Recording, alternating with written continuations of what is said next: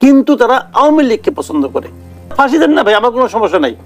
যে গাজীপুরে যে আলোচনাটা শুরু করি, বলছিলাম যে অপারেশন ডেভিল হান্ট শুরু হলো আজ, কিন্তু আইন শৃঙ্খলা পরিস্থিতির আমরা যে পর্যায়ে এই মুহূর্তে দেখছি, স্বস্তি ফিরবে কি? দেখেন, আইন শৃঙ্খলার যে পরিস্থিতি আমরা এই মুহূর্তে দেখছি, আপনি বলেন যে স্বস্তি ফিরবে কি, তার মানে আইন শৃঙ্খলার কিছু কিছু ঘটনা আপনার মধ্যে এক ধরনের অস্বস্তি তৈরি করেছে, যতটুকু আমি বুঝি। সে অস্বস্তি যারা যে সমস্ত ঘটনার প্রেক্ষিতে তৈরি হয়েছে, সেগুলো কি খুব অজ্ঞাত কোনো ঘটনা? সে ঘটনাগুলির নায়ক যারা, তাদেরকে কি আপনারা চেনেন না? সেই ঘটনার নায়ক যারা, তারা কি নিজেদেরকে আড়াল করার চেষ্টা করেছেন? তারা কি ফেসবুকে সরাসরি স্ট্যাটাস দেননি যে তোমরা আসো, আজকে আমরা বুলডোজার নিয়ে যাব, ওইটা ভাঙবো, ওইটা করব? দেয়নি। ঘটনা তো এগুলো ছাড়া এই সারা দেশে অনেকগুলো বাড়িঘর ভাঙা হয়েছে। এই বাড়িঘরের মালিককে কি সমাচার, সেগুলো একটা ইস্যু বটেই। সেগুলো অনেক কিছুর প্রতীক হতে পারে, সেগুলো আপনার দুর্নীতির প্রতীক হতে পারে, সেগুলো অত্যাচারের প্রতীক হতে পারে, সবই হতে পারে, আমার কোনো আপত্তি নাই। সেগুলি মানুষের ঘৃণার একটা লক্ষ্যবস্তু হতে পারে, তাতেও আমার কোনো আপত্তি নাই। কিন্তু বিচার করার এখতিয়ার কি তাদের আছে যারা করেছে? যখন একটা ঘটনা এরকম ঘটে, যেমন ধরেন একজন পকেটমার ধরা পড়লো, তাকে লোকজনে গণপিটুনি দিয়ে মেরে ফেললো, এখানে আইন শৃঙ্খলা অবনতির জন্য দায়ী কে? যারা মারলো তারা। সেখানে একজন মসজিদের ইমামও থাকতে পারেন, কিন্তু তবুও উনি এই ঘটনার জন্য দায়ী। এখন এই ডেভিল হান্ট কি এই লোকগুলিকে ধরবে? ডেভিল কারা? আপনি ডেভিলকে ধরবেন? তো ডেভিলটা কে? বর্তমানে এই পরিস্থিতিতে আমি যদি আইন শৃঙ্খলা রক্ষাকারীর বাহিনীর নির্লিপ্ততার কথা বলে তাদেরকে দায়ী করি, তোমরা নড়ছো না কেন, তোমরা ধরছো না কেন, তোমরা মারছো না কেন, যদি বলি আমরা, তোরা কাদেরকে ধরতে বলবো, কাদেরকে মারতে বলবো? কাদেরকে? তারা কারা? এই লোকগুলিকে অচেনা কেউ? আমরা চিনছি না? হাদি নামে একটা ভদ্রলোক, সে ঢাকা ইউনিভার্সিটি স্টুডেন্ট কিনা যায় না, সে তো ফেসবুকে স্ট্যাটাস দিয়ে, ছবি দিয়ে বলছে, সে তো ইউটিউবে ভিডিও করেছে, তোমরা আসো কালকে। তাকে ধরা হবে? তাকে ধরা সম্ভব? সম্ভব তো না রে ভাই। তাহলে আপনি আইন শৃঙ্খলা রক্ষার নামে আসলে কাকে ধরবেন? এ ধরনের ঘটনা কিন্তু আমরা আগেও দেখেছি, বিভিন্ন সরকার আমলে দেখেছি। কেবল আওয়ামী লীগ আমলে না, তারা কি যে বিএনপি আমল ছিল তারাও করেছে। তারাও কিন্তু আপনার ওই যে একটা করছিল, ক্লিন হার্ট অপারেশন করছিল বোধ হয়, তো অনেকের হার্ট ক্লিন করে ফেলাইছে। তো এগুলো তো হচ্ছে রে ভাই সোসাইটিতে। আমরা ওরকম আরেকটা করছি, ডেভিল হান্ট করবে, দেখি কাদেরকে হান্ট করে, ধরে নিয়ে আসবে, বলবে পূর্ব ঘোষিত কর্মসূচি ছিল। সরকারের পদক্ষেপ নিয়ে কিন্তু অনেকেই প্রশ্ন তুলছে যে গত কয়েকদিনে ভাঙচুরের ঘটনায় সরকারের ভূমিকা এবং আইন শৃঙ্খলা বাহিনীর নির্লিপ্ততা নিয়ে প্রশ্ন উঠছে। আপনি কিভাবে দেখছেন? আমি এটা খারাপভাবে দেখছি। খারাপভাবে দেখছি এই কারণে যে আইন শৃঙ্খলা বাহিনীর দায়িত্বটা কি? যেখানে ভাঙছে প্রত্যেকের জায়গায় পুলিশ ছিল, পুলিশের একটা এখতিয়ার ছিল। ওখানে ওই এলাকায় একটা থানা আছে না? ওই থানা কি করতেছে? আজকে দেখলাম যে গাজীপুরে যে বৈষম্যবিরোধী ছাত্র আন্দোলনে কয়েকজন লোক মার খেয়েছে, এই অপরাধে এটা থামাতে পারলো না কেন? গাজীপুর থানার পুলিশকে বদলি করা হয়েছে। তাহলে আর এর যে জায়গাগুলো আগুন ধরানো হলো, যে জায়গাগুলো ভাঙা হলো, সেখানে জানমালের ক্ষতি হয়নি? হয়েছে। তো সেখানে পুলিশদেরকে বদলি করা হয়েছে। তো ওই সমস্ত পুলিশ কর্মকর্তাকে গিয়ে ডেভিল হিসেবে চিহ্নিত করে হান্ট করা হবে? হবেটা কি? এটা হলো মানুষকে ভয় দেখানো। ভাই, আমি বয়স একদম তো কম হয় নাই, সেই বঙ্গবন্ধু শেখ মুজিবুর আমল থেকে দেখে আসতেছি। উনিও লাল ঘোড়া দাবড়াইছেন, অনেক কিছু করছেন। এই যত ঘোড়া দাবড়ানি আছে না, তার এন্ড রেজাল্ট কিন্তু খুব প্যাথেটিক হয়, খুব প্যাথেটিক এন্ড রেজাল্ট হয়। এই প্যাথেটিক রেজাল্ট দেখার জন্য অপেক্ষা করেন। হাসিনার বক্তব্যের বিষয়ে ভারতের বিবৃতি এমন, শেখ হাসিনার বক্তব্য ব্যক্তিগতভাবে দেয়া, ভারতের কোনো ভূমিকা নেই। কতটা বিশ্বাসযোগ্য? না, তারা বলছে, আমি তাদেরকে অবিশ্বাসী বলবো কেন, কিন্তু এটা আমার যুক্তিটাকে গ্রহণযোগ্য মনে হয় না আমার কাছে। কারণ আমার কাছে গ্রহণযোগ্য মনে হয় না, 1 ঘন্টা লম্বা একটা এবং পূর্ব ঘোষণা দিয়ে তারা তুমি করছেন, এই ভাষণ দিয়েছেন। ওনারা বললেই পারতেন, আপনি আমাদের এখানে আছেন, আশ্রিত অবস্থায় আছেন, আপনি এই ধরনের ভাষণ দিলে পরে আমাদের সঙ্গে ওই রাষ্ট্রের দ্বিপাক্ষিক সম্পর্ক নষ্ট হবে।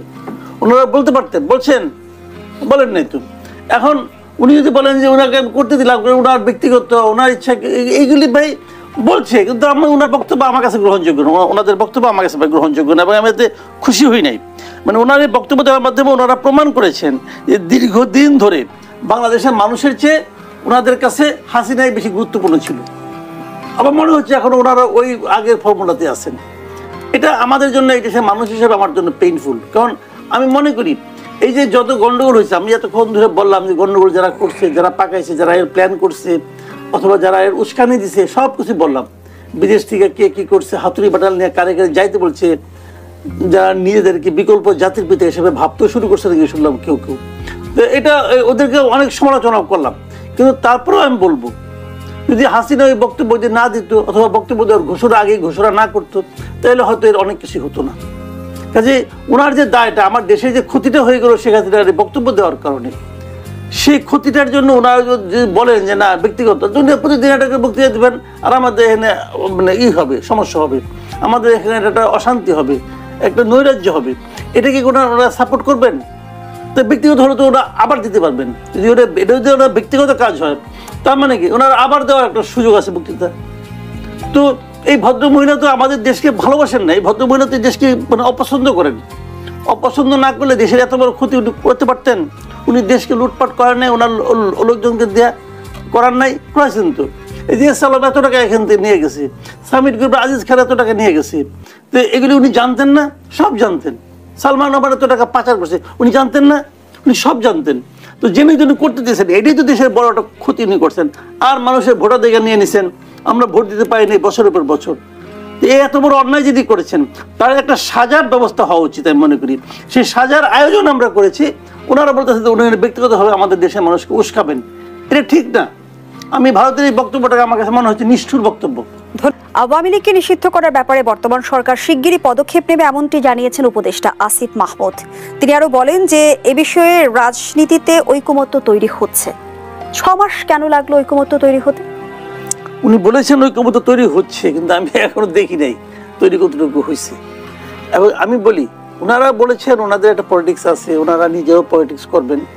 আসিফ মাহমুদ তো অলরেডি প্রস্তুতি নিয়ে নিছেন এবং ওনার হয়ে ওনার বাবা তা মুরাদনগর এলাকায় দেখলাম প্রচারও করতেছে যে তার ছেলে ইলেকশন করবে এবং তার ছেলে এলাকার জন্য কি কি কাজকর্ম করছে এটাও উনি বেশ সবিস্তারে বর্ণনা করতেছে। একটা ভিডিও দেখলাম তো আজকে।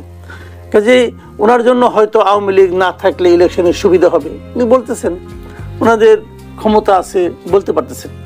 কিন্তু আমি পার্সোনালি মনে করি এটা একটা কঠিন কাজ হবে, এটা হলো আমার বিবেচনা। নানা ভাবি দেখেন, বাংলাদেশ তো একা একা চলবে না, একা একা চলবে না। বাংলাদেশটা সারা দুনিয়ার লোকজনকে নিয়ে চলতে হবে। আপনি খুব ভালো, হ্যাঁ উনি বলে যে না আমাদের সঙ্গে পাকিস্তানের সম্পর্ক খুব ভালো, আমরা পাকিস্তানের পদাঙ্ক অনুসরণ করবো, পাকিস্তান ইমরান খানের দলকে নিষিদ্ধ করে দিছে, আমরা ওই ফর্মুলায় যাব, যেতে পারেন। পাকিস্তানের পরিণতিকে যদি ওনাদের খুব কাঙ্ক্ষিত পরিণতি মনে হয় যাবেন, অসুবিধা দেখে আছে, তার ফলও ওনারা ভোগ করবেন। তবে কিন্তু এটা বলি পাকিস্তানের পাবলিক আর বাংলাদেশের পাবলিক এক না। বাংলাদেশ মানে অন্যরকম এটা দেশ একটা। এই দেশের মানুষ সম্পর্কে যারা নাকি দীর্ঘদিন রাজনীতি করে তারাও ভালো মতো বুঝতে পারে না, আর ওনারা তো রাজনীতি শুরুই করে নাই। যে খুব ইজি মনে করছে, কারণ একটা পথ তো ইজিলি পেয়ে গেছে, এখন বাকিগুলো খুব ইজিলি পাবে বলে মনে করে। তো চলুক, দেখা যাক কি হয়। কিন্তু আমি মনে করি এটা অত সহজ না। দেখেন, প্রধান উপদেষ্টা ডক্টর ইউনূস উনিও কিন্তু বলেছেন যে উনি আওয়ামী লীগের কে নিষিদ্ধ করার জন্য কাজ করছেন না, উনি এটা চাচ্ছেন না। উনি বলেছেন, বিএনপি দীর্ঘদিন ধরে বলছে, তাই না? আর আসিফ মাহমুদ সজীব ভুইয়া বলতেছে কাজ চলছে, ঐক্যমত্য তৈরি হচ্ছে। ঐক্যমত্য কার সঙ্গে হলে আমি জানি না, এখানে আমাদের একজন পলিটিশিয়ান আছেন, উনিও বলতে পারবেন ওনার সঙ্গে ঐক্যমত্য হয়েছে কিনা আমি জানি না, কিন্তু আমার জানা মতো কোনো ঐক্যমত্য হচ্ছে না। আর যদি পলিটিক্যাল পার্টিগুলো ঐক্যমত্য না হয় কেমনি করে করবেন? আবার যদি ঐক্যমত্য হয়, যদি সকল পলিটিক্যাল পার্টির সঙ্গে ঐক্যমত্য হওয়ার মাধ্যমেও আওয়ামী লীগকে নিষিদ্ধ করা হয়, আমি সেটাও মনে করি যে আমাদের দেশের ভবিষ্যৎ রাজনীতির জন্য এটা খুব ভালো কোনো উদাহরণ তৈরি হবে না। এর আগে সরকার কিংবা উপদেষ্টাদের পক্ষ থেকে অভিযোগ শুনেছে যে বিএনপির বিরোধিতার কারণে আওয়ামী লীগকে নিষিদ্ধ করা যাচ্ছে না। সাম্প্রতিক সময়ে বিএনপি নেতা সালাউদ্দিন আহমেদ যেমনটি বলেছে যে আওয়ামী লীগ নামে বাংলাদেশের রাজনীতি করতে পারবে না।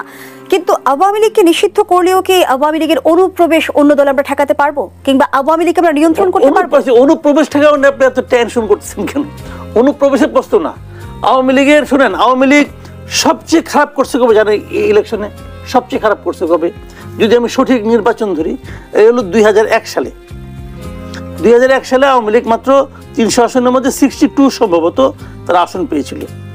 এই 62 আসন যখন তারা পেয়েছিল তখন তারা ভোট পেয়েছিল 2,23,65,000, পরের টুকার মনে নাই, এই পর্যন্ত আমার মুখস্থ। 2,23,65,000 তারা ভোট পেয়েছিল আওয়ামী লীগ, যেবার তারা সবচেয়ে খারাপ করেছিল। তখন যা জনসংখ্যা ছিল 2001 সালে, এখন জনসংখ্যা আরো বেড়েছে।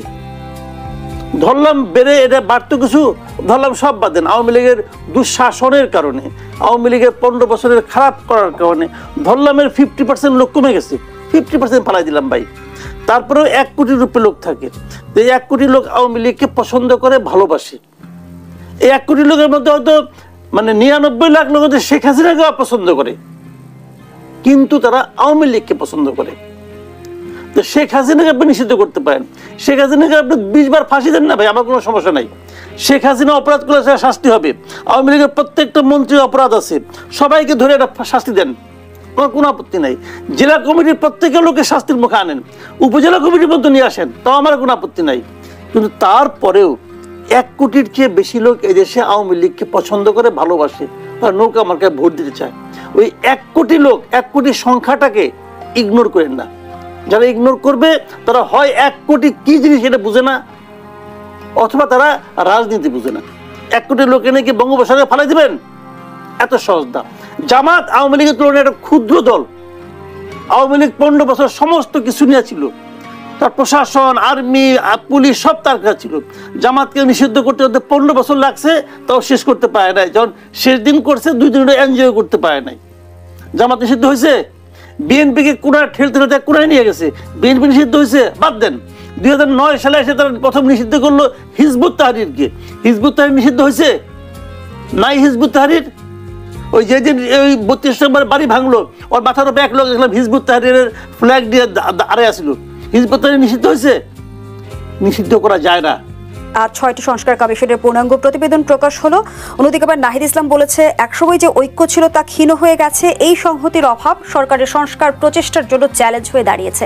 আমরা যদি 6 মাসের কর্মকাণ্ড বিবেচনা করি, সরকারের সংস্কারের পদক্ষেপকে কিভাবে বিবেচনায় নেবেন? দেখেন, নাহিদ ইসলামের যে আত্মোপলব্ধি, এই জন্য ওনাকে আমি সাধুবাদ জানাই। উনি বুঝতে পেরেছেন যে সেই আগের অবস্থায় নাই, তাই না? তাদের সংহতি ক্ষীণ হয়ে গেছে এবং সেটা বাধাগ্রস্ত হয়েছে। মাঝখানে আবার দেখলাম বললেন যে আগে ভেবেছিলাম শত্রু একটা, এখন 4 দিকে শত্রু। ওটাও একটা বড় আত্মোপলব্ধি। আমি ওনাকে রিকোয়েস্ট করব যে আত্মোপলব্ধি তো ভালো, কেন এটা হলো সেটা একবার ভাবুন। সেই ভাবনার কোনো প্রকাশ কিন্তু ওনার কথায় পাচ্ছি না। কেন 4 দিকে তার শত্রু দাঁড়ালো? কেন? শত্রু কি নতুন করে গজিয়েছে, নাকি আগের গুলি আছে, নাকি ওনারা ওনাদের কর্মকাণ্ডের মাধ্যমে, ওনাদের আচরণের মাধ্যমে শত্রু বাড়িয়েছেন, সংহতি কমিয়েছেন? এটা কিন্তু ওনাদেরকে ভাবতে হবে।